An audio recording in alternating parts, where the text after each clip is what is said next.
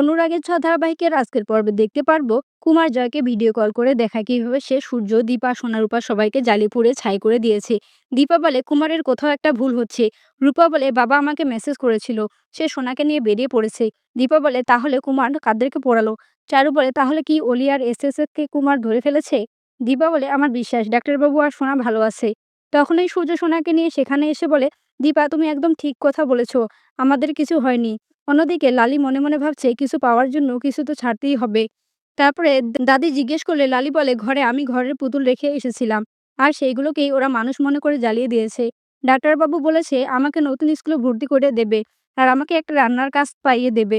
সূর্য সবাইকে নিয়ে পালিয়ে যাওয়ার কথা বলে দীপা বলে আমরা পালিয়ে কতদিন বাঁচবো, তা থেকে বরং আমাদেরকে কুমারকে শেষ করতে হবে। সোনারূপা হসপিটালের সিসিটিভি ফুটেজ চেক করে সেখানে প্রমাণ জোগাড় করে।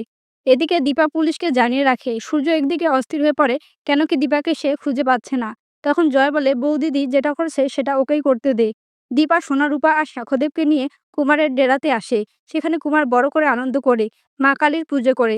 তখনই দীপা মনে মনে বলে তোর মতো পাপীর পূজা মা কখনোই মেনে নেবে না। হঠাৎ করে মা কালীর অস্ত্র সিঁদুরে পড়ে যায়, আর সেই সিঁদুর কুমারের গায়ে লেগে যায়।